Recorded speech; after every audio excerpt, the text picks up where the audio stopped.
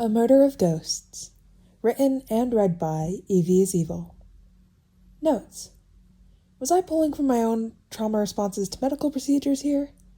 No. Absolutely. Despite struggling to write this entire chapter, to my surprise, the word count when I stopped was way higher than I expected. Trigger warnings for this chapter include panic attacks. Now, without further ado, on to the chapter. Jason needs to keep taking deep breaths. He can stay calm. Bruce has trained him for this. Take stock of the situation, de-escalate, call for extraction. Except his brain is still fuzzy and not working at 100%. He feels so far out of depth, and the steps of that contingency plan feel so far out of reach. Deep breaths, Robin. Deep breaths. Do you want a water? Right. He was with company. The green-eyed boy was holding up a styrofoam cup with a straw sticking out of it. Now that Jason thought about it, his mouth felt all cottony. Against his better judgment, he drank when the straw was pressed to his lips. Take stock, gather info. He re-eyed the boy helping him drink. From his fuzzy memories, this boy seemed to have been helping him. Maybe... Jason decided if the boy, Danny, was here, he might as well get info off of him. Why are you helping me? Where am I? Danny looked a little startled at being addressed directly. You're in Frostbite's medical cavern in the Far Frozen. I helped you because it's the right thing to do? The white-haired teen looked a bit confused answering the last part. Jason opened his mouth to ask another question, when his attention was drawn to a set of curtains at the side of the room parting. A giant yeti stepped through, and Jason's jaw dropped the rest of the way open. Has our friend woken up? Who the hell are you? Jason bristled defensively. The yeti just chuckled before introducing himself.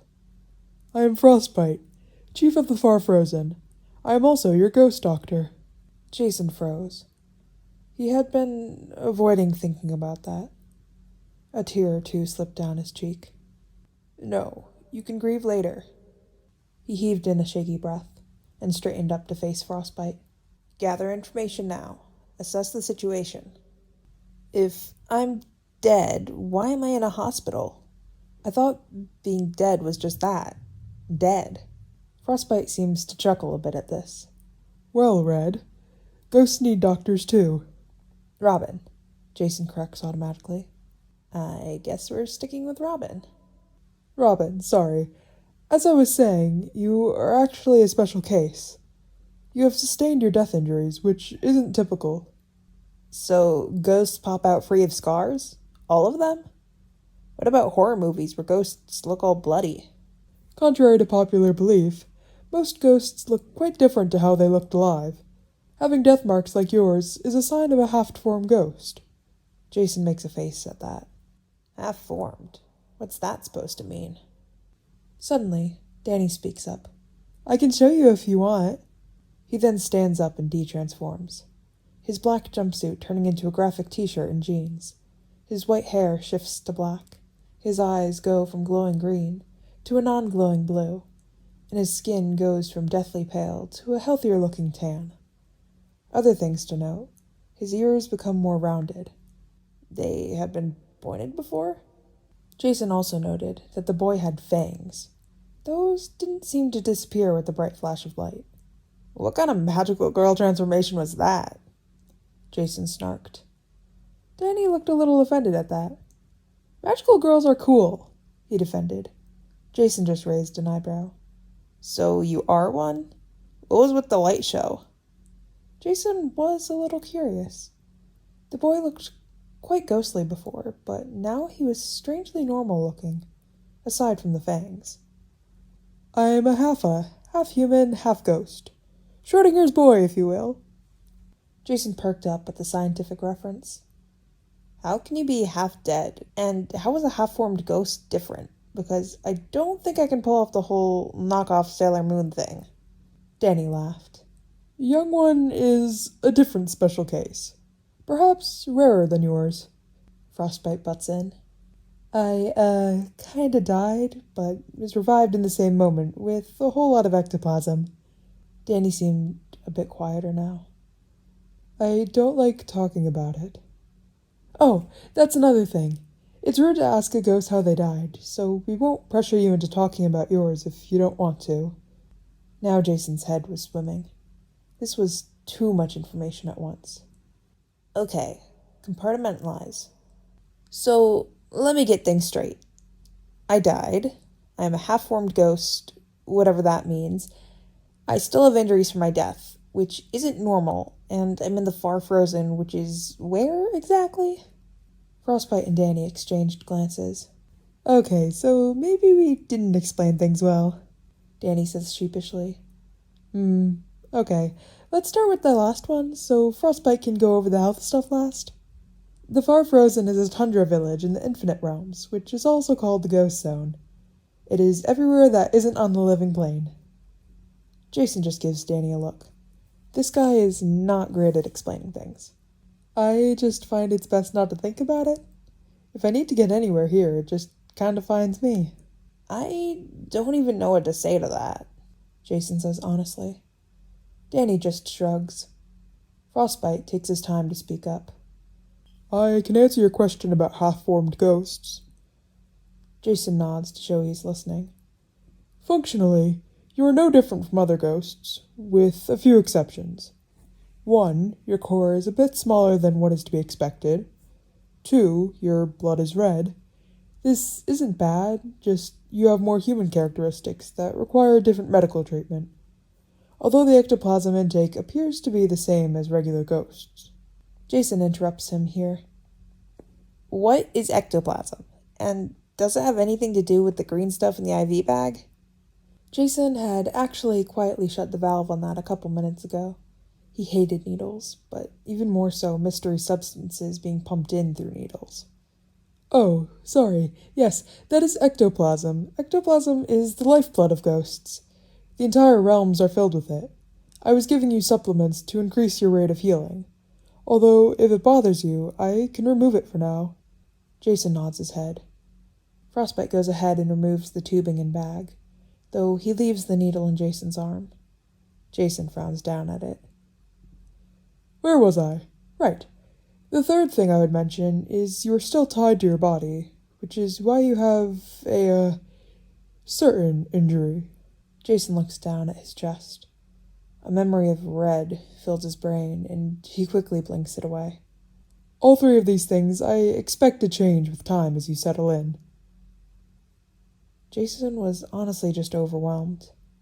He was tired, and he wanted to go back home. That last one was not going to happen no matter how much he wanted it, though.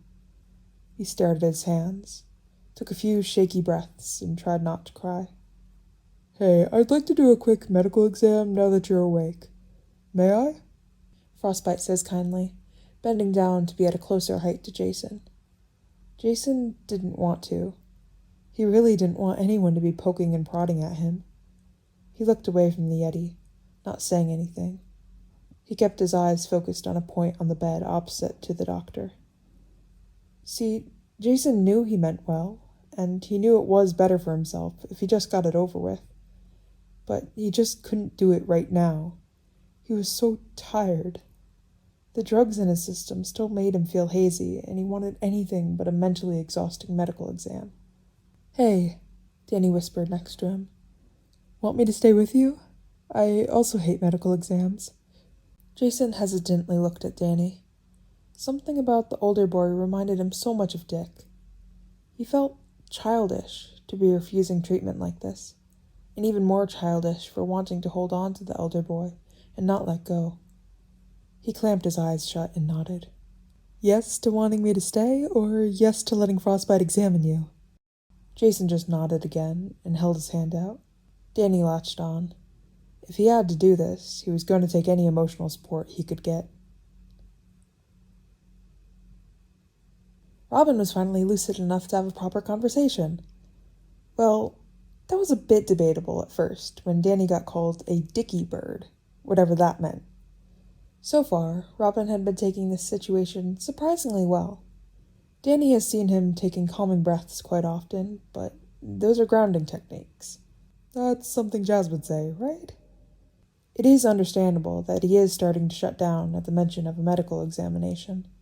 When Danny was in the hospital after his accident, he remembered only being awake for short periods at first. The meds made him tired, and he couldn't stay awake for long. If Robin was feeling anything like that, then Danny could imagine the exhaustion. Danny had been reassuring and offered to stay with Robin the entire way through the medical exam. The boy just squeezed his hand and kept quiet. He stared pointedly away from Frostbite working. Frostbite started with noting the numbers on a bunch of the monitors before moving on to take vitals. Robin was relatively compliant, offering up his arm when Frostbite asked. He took some vital with one of those blow-up cuffs for taking blood pressure, except it definitely wasn't for that, considering dead people don't have pulses. Robin got more nervous when Frostbite started unwrapping his hands, glancing down at them before up at Danny. Danny took this as his cue to start distracting the boy. Did you know I have a dog? His name is Cujo, Danny continues. He's actually how I found you. He's such a good boy. At this point, Frostbite had carefully unwrapped Robin's right hand and was applying some sort of salve to the fingers. Robin turned his head slightly to look at his hands, but Danny cut him off. Do you have any pets? Robin paused. Yes, he said very hesitantly. Danny prompted him further. A dog. His name is Ace. Cool. What breed is he? At this point, Frostbite had finished with Robin's right hand and silently took the left from Danny's hands, and Danny moved his hand up to the boy's shoulder. A German Shepherd. Cujo is a bulldog mix. Mix with what? Danny leans in conspiratorially. Hellhound. It's fun seeing Robin's eyes widen. He has two forms, one as small as a puppy and the other as big as this room, Danny explains, stretching his arms wide in example. Danny catches Frostbite's eye. He has finished rewrapping the boy's hands. Face or chest? The Yeti mouths to him. Danny ponders this, looking at the boy. Both areas were definitely sensitive and could be distressing. Considering the whole chest incident, the face was probably easier to get first. Face, he mouths back. He has often gotten me in trouble, but I love him anyways, that little troublemaker. He keeps the boy distracted. I need to check your eyes, Frostbite warns the boy before pulling out a small penlight. The boy is surprisingly calm throughout the check, only flinching with the initial brightness of the light shown directly into his eyes. What is Ace like? Danny asks. Robin is relatively okay with Frostbite completing standard checks on his sinuses. He's trained to be a service dog. This response is a bit curt. The boy is sitting quite tensely, clearly uncomfortable with the doctor in his personal space. What kind of service dog? Like, what does he do? He's trained for anxiety and search and rescue. Frostbite has started applying another salve to the burns on Robin's face. The boy squirms, breath picking up. That's cool. How about school? Do you have a favorite subject? Do ghosts even go to school? Robin counters. This one does, Danny says, pointing his thumb to himself. Personally, I like math and science. I want to take an astronomy class, but my school doesn't offer one. I like English, Robin says. At this point, Frostbite has finished up with his face. Excuse me, Robin, but I need to look at your chest. Do you mind if I remove your shirt? His eyes get a panicked glaze at this. Hey, how about you tell me what you like about English class while Frostbite does his thing? Danny begins to gently pull Robin up from the bed a bit to make it easier to get the dressing gown off. Robin sits there, crossing his arms over his chest, preventing the shirt from coming off. I don't want to see it, he whispers. Hey, Danny soothes. You don't have to look at it if you don't want to. He stands up and runs his hand through Robin's hair. Robin seems to lean into the motion. He stands there for a bit, letting Robin lean into his side. The boy was still holding his hands close to his chest. What if it all spills out? He mumbles very quietly. Danny probably wouldn't have heard it if he didn't have slightly enhanced hearing. Oh. Danny hugged him tighter. That's not going to happen, he whispers in the boy's ear. Frostbite is here to make sure it doesn't. Robin curled in tighter. How about we start with the shirt? There are still bandages underneath, he coaxed. After a few minutes of waiting and gentle reassurances, they did manage to get Robin's dressing gown off. Hey, if English is your favorite subject, do you like the reading or writing better? Robin just squeezed his eyes shut and tightly grasped Danny's hand while Frostbite began unwrapping the bandages. Both. Danny just gently rubbed his back with his free hand. So you're a nerd? Robin looked up at him with a small glare. Being literate does not make me a nerd. Danny grinned. His coaxing and distraction was working. Using big words like literate makes you sound like a nerd. Literate is not a big word. That's probably why you're failing English. Who said I'm failing English? Educated guess. Sure. But you are sort of correct. Huh. Robin weakly cheers. I'm not failing, but my grades aren't the best. At this point, Frostbite had finished unbandaging Robin's chest. He was inspecting the Y incision now. What year are you in? You seem older than me, Robin asks. Sophomore year. You? Robin tensed a little here. Middle school? His mood soured. This was not good. Danny didn't want to remind him of his death. Change the subject. What do you like reading? Danny changed the topic. Classics. My favorite author is Jane Austen.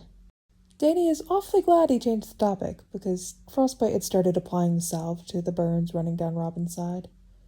In response, Robin gritted his teeth and started tapping a rhythmic pattern into Danny's arm, where he was squeezing. Classics, huh? I'll be honest, I don't know much about them. I don't read too often.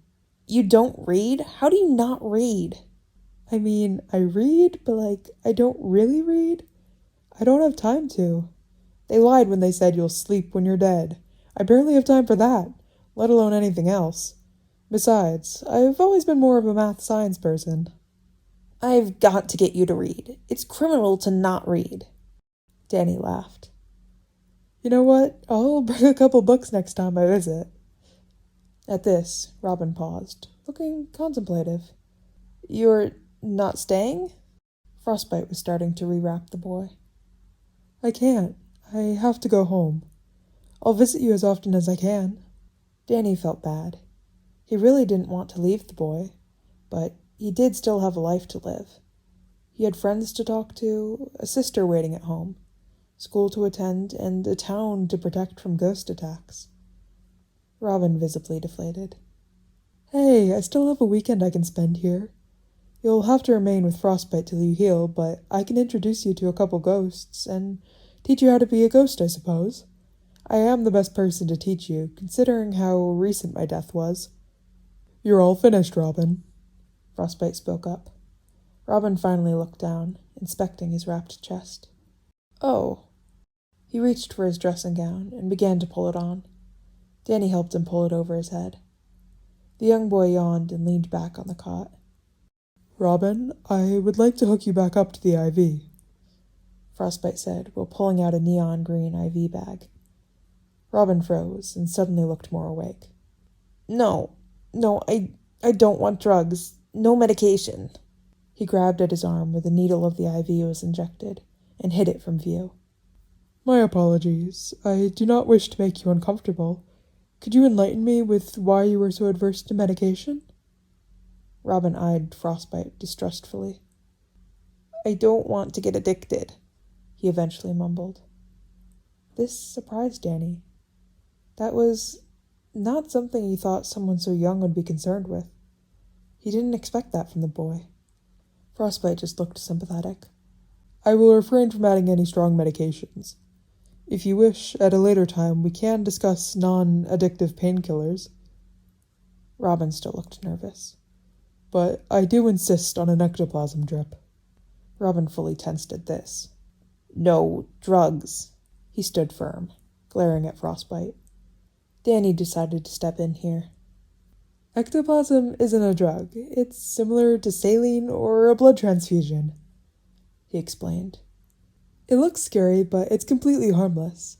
Well, the stuff Frostbite has is. It will heal you faster. Robin still looked skeptical. If it's similar to saline, that doesn't heal anyone faster. Not really. Robin countered. Well, it's not the same. I don't know how to explain it. Ghosts are made out of ectoplasm, and the air in the infinite realms is filled with the stuff. There isn't really an equivalent in the mortal realm. Robin did look a little curious at the impromptu science lesson, but he still didn't move his hand off the IV sight. Danny got an idea. Frostbite, can you give me a bag of ectoplasm? Frostbite gave him a curious look, but handed a bag over. He took the bag and punctured the side with one of his fangs and began chugging the substance. "What the hell are you doing?" Robin yelled, lurching forward in his bed. Danny just grinned and lowered the bag. Ectoplasm dripped down his face and his arm from the half-full bag in his hand, green slowly dripping to the floor. Frostbite let out a full-bellied laugh. You certainly are something, young one. Robin just looked shell-shocked. "Did you just shotgun this stuff?" he squeaked. "It is completely safe to drink," Danny informed smugly. "Tastes horrible, though," he finished with a grimace, finally wiping the ectoplasm from his mouth. Robin just sat there with his mouth gaping. "Will you let Frostbite hook up just ectoplasm? I promise it won't affect you negatively," Danny pleaded. He didn't really know what else to do to get Robin to accept. Robin squirmed. He eyed the ectoplasm bag in Frostbite's claws. He looked back at the other bag in Danny's hand. He hesitantly leaned forward, reaching for the bag in Danny's hand. Danny brought his arm forward, meeting him halfway. He held his other free hand under the bag to catch stray ectoplasm drips from falling onto the clean white sheets. Robin poked the hole in the bag, getting a bit of the substance on his finger. He rubbed it between his fingers before giving it a sniff. He seemed to contemplate the smell before giving it a small lick and immediately recoiling at the taste. Danny laughed a bit. The boy seemed to think for a bit before holding up his arm, exposing the IV and turning away. "Ectoplasm only," he demands. Frostbite lights up before rushing to complete his task. Danny cleans up the mess he made before settling back down at Robin's bedside. The boy is looking quite sleepy, blinking slowly with heavy lids.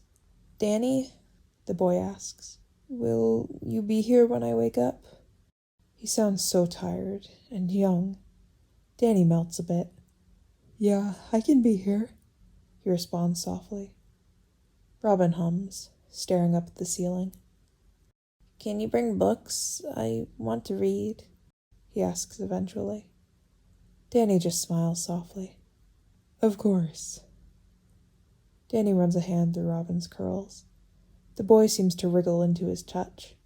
He hums happily before finally settling into sleep. Danny continues until he sees the boy's breath even out. Eventually, he gets up to eat the dinner his sister packed for him. She wouldn't be happy if it went to waste. Today, he decided, was better than any other day this week. And that is the end of Chapter 7. Author's notes. If it feels like Jason is switching between emotions a lot here, I totally agree. But high-stress situations can cause emotions to switch wildly like this. Being tired also doesn't help. And reader's notes for me. I feel like I didn't do the voices right today. I don't know, when I started reading, I knew I had to get this done today, but when I started reading, my brain felt fuzzy. So I feel like I didn't do the voices right, but whatever. Anyways, thank you guys for listening, and bye!